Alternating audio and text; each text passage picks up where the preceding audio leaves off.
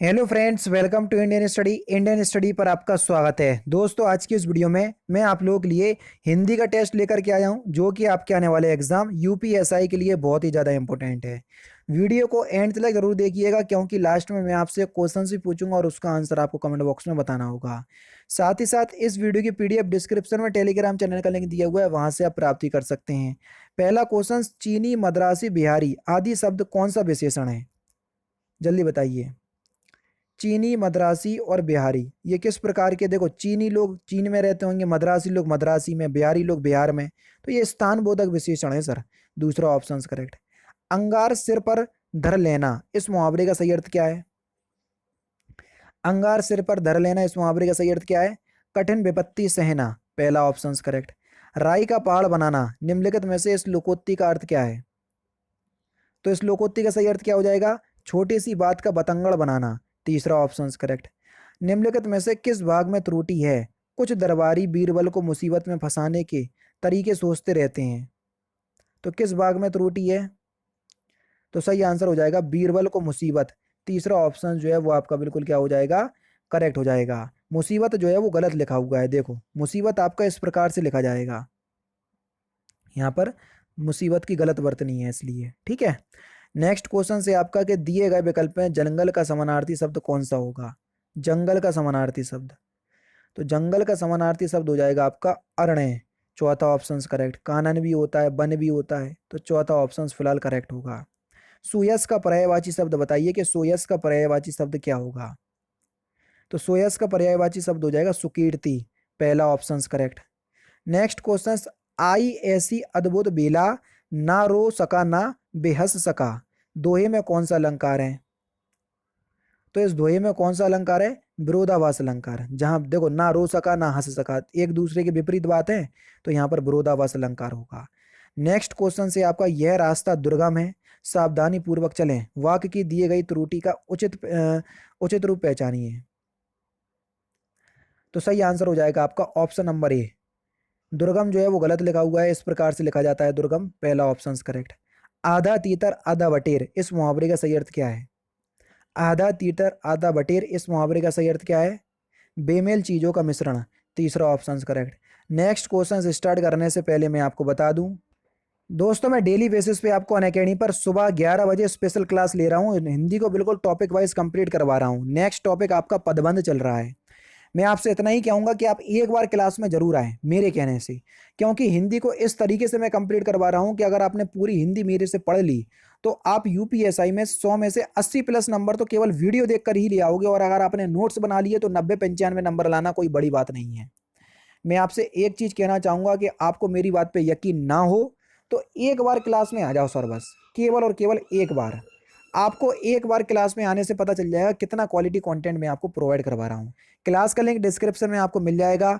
फिर भी आपको क्लास तक आने में दिक्कत हो रही है, तो क्लास तक आने का पूरा ट्यूटोरियल क्या है वो मैं आपको बता दे रहा हूँ। आप लोगों को सबसे ज़्यादा दिक्कत हो रही है मेरी स्पेशल क्लास लेने पे, जो रोज़ सुबह 11 बजे चलती है। आप जैसे ही अनअकैडमी पर अपना अकाउंट बनाएंगे तो आपके सामने ये विंडो खुल करके आएगी, तो आपको UP triple S C search करना है। यूपी ट्रिपल एस सी या स्टेट पीसीएस में आपको ये यूपी ट्रिपल एस सी देखने को मिल जाएगा। तो हमने ये देखो, ये मिल गया यूपी ट्रिपल एस सी, तो हमने इसको सिलेक्ट किया। सिलेक्ट करने के बाद हमने हिंदी को जो है वो सिलेक्ट कर लिया, हमको हिंदी मीडियम से पढ़ना है। आगे की जो आपकी प्रोसेसिंग है वो यहाँ पर हो जाएगी, और आपको यहाँ पर यूपी ट्रिपल एस सी लिख करके आ जाएगा। देखो, ये लिख करके आ गया यूपी ट्रिपल एस सी। अब UP triple S C category में आपको कुछ नहीं करना, आपको जाना है ये सर्च पे, और यहाँ पर आपको मेरा नाम सर्च करना है। मेरा नाम है तारिक सरवर, TARIQ, तारिक सरवर, ये मेरा नाम है। तो देखो, मैं आपको वहां पर दिख जाऊंगा, ये दिख गया मैं। ठीक है। यहाँ पर जैसे ही आप करोगे तो आपके सामने, इसको आप क्लिक करोगे तो मेरी सारी क्लासेस आपके सामने आ जाएंगी, जो आगामी क्लास होंगी वो भी आ जाएंगी। देखो, ये सारी क्लासेस आ गई। अभी हाल ही में क्लास लेकर के हटा हूँ 37 मिनट पहले। तो आपको मेरी क्लास देखना है, सपोज करो यही वाली क्लास देखना है, तो मैंने क्लिक किया। तो अब क्या करना पड़ेगा सर? आपको क्लास अनलॉक करना पड़ेगी। जैसे ही मैंने आपको क्लास में किया तो अनलॉक कोड आपको मांगा है। तो अनलॉक कोड है आपका इंडियन स्टडी, जो कि हमारे चैनल का नाम है इंडियन स्टडी। कहीं भी कोई भी स्पेस नहीं है ये है, और इसको हमने अनलॉक कर दिया। अब आपके सामने क्लास अनलॉक हो गई। आराम से आप क्लास का लुफ्त उठाइए, और डेली बेसिस पे आपके पास नोटिफिकेशन भी पहुंच जाया करेगी। अब आपको समझ में अभी आ गया होगा सब कुछ। ठीक है। अब मिलते हैं। जैसे भी आपकी क्लास होगी आप उस तरीके से देख लीजिएगा, जैसा कि मैंने आपको बताया है। नेक्स्ट क्वेश्चन सर आपके सामने, मधुशाला के रचनाकार कौन है? सिंपल और इंपॉर्टेंट क्वेश्चंस, आराम से बता सकते। तो मधुशाला के रचनाकार हैं आपके हरिवंश राय बच्चन। भूडोल का अर्थ क्या होता है, जल्दी बताओ। भूडोल का अर्थ क्या होता है? तो भूडोल का अर्थ होता है आपका सुमेरन। दूसरा ऑप्शन नहीं, भूडोल का अर्थ हो जाएगा जलजला, सुमेरन नहीं भैया, जलजला। क्या होगा सर? जलजला। पहला ऑप्शन करेक्ट। ठीक है, तो यहाँ पर पहला ऑप्शन करेक्ट होगा, भूडोल का अर्थ होता है जलजला। काट होना, इस मुहावरे का सही अर्थ क्या है? काट होना, इस मुहावरे का सही अर्थ क्या है? तो सही आंसर हो जाएगा आपका स्तब्ध होना। दूसरा ऑप्शन करेक्ट। दिए गए विकल्पों में से रिक्त स्थान की पूर्ति करना है। मैं अध्यक्ष फिल इन द ब्लैंक्स अपने निर्णय पर पुनर्विचार करने फिल इन द ब्लैंक्स निवेदन करता हूं। मैं अध्यक्ष को अपने निर्णय पर पुनर्विचार करने के लिए निवेदन करता हूं। तो यहां पर को और के लिए आएगा। तो यानी कि इस क्वेश्चन का कौन सा? पुनर्विचार करने का भी आ सकता है भैया, पुनर्विचार करने का निवेदन करता हूं, तो का भी आ सकता है, के लिए दिया नहीं है। तो का आपका बिल्कुल सही आंसर होगा, तीसरा ऑप्शन करेक्ट। चरण कमल बंधु हरिराई में कौन सा अलंकार है? अब ये तो इतना प्रख्यात हो गया, ये क्या बताएं। रूपक अलंकार होगा, दूसरा ऑप्शन करेक्ट। आए थे हरि भजन को ओटन लगे कपास, इस लोकोक्ति का सही अर्थ क्या है?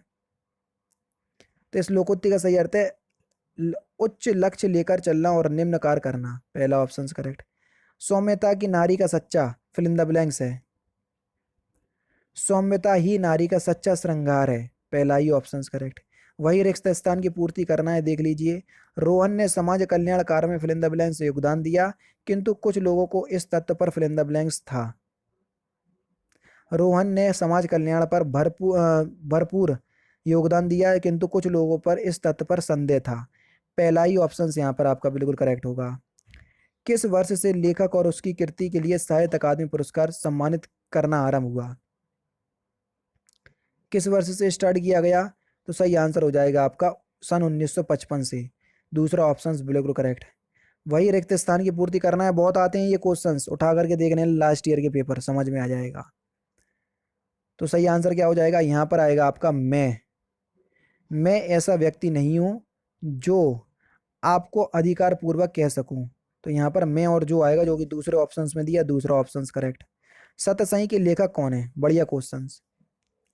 सतसई के लेखक कौन है? तो आपका सही आंसर क्या हो जाएगा सर? सतसई के जो लेखक है उनका नाम है option number A, Bihari Prasad Choubey. पहला ही ऑप्शन करेक्ट। सुबह में चिड़िया चहचाने लगती हैं, इस वाक्य में प्रयुक्त काल पहचानिए। इस वाक्य में प्रयुक्त काल कौन सा है? तो सही आंसर हो जाएगा आपका सामान्य वर्तमान काल। पहला ऑप्शन करेक्ट। सजना है मुझे सजना के लिए, किस अलंकार का प्रयोग हुआ है? बहुत बढ़िया। जब एक शब्द की आवृत्ति एक से अधिक बार आती है और दोनों ही जगह अर्थ अलग अलग होते हैं, तो वहां पर आपका यमक अलंकार होता है। सजना है मुझे सजना के लिए, काली घटा का घमंड घटा, उसके बाद तीन बेर खाती थी वो तीन बेर खाती है, कनक कनक तैसोगुनी, ये सभी जो उदाहरण है यमक अलंकार के हैं।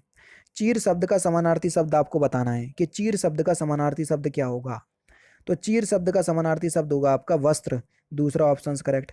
उस डाली पर एक तोता बैठा है, प्रयुक्त तो काल पहचानिए कि इसमें कौन सा काल है?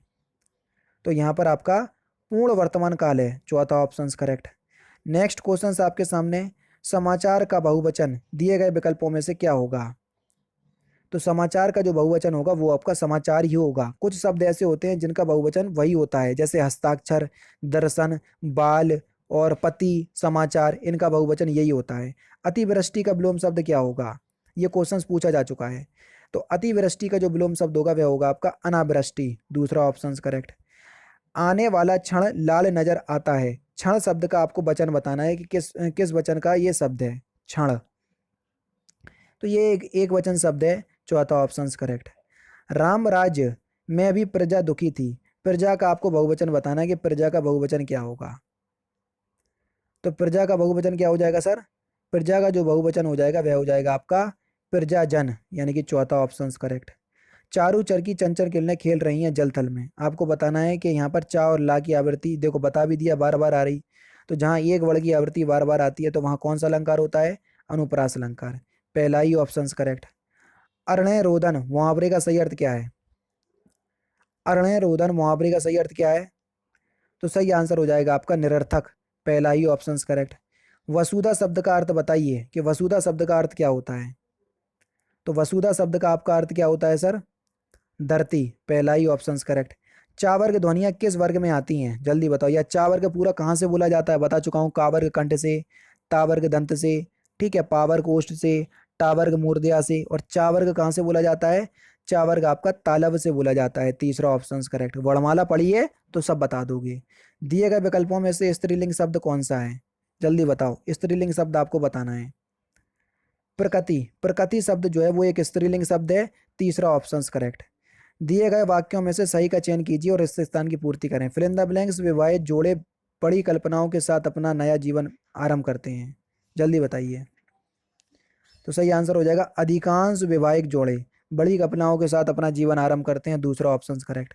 महिला आचार के रचनाकार कौन है, बढ़िया इंपॉर्टेंट क्वेश्चन, जल्दी बताइए, और पूछा भी जा चुका है। तो महिला आंचल के रचनाकार कौन है, सही आंसर हो जाएगा आपका फणीश्वर नाथ रेणु। तीसरा ऑप्शन करेक्ट। और लास्ट क्वेश्चन दिए गए विकल्पों में से तत्सम शब्द ज्येष्ठ का तद्भव क्या होगा।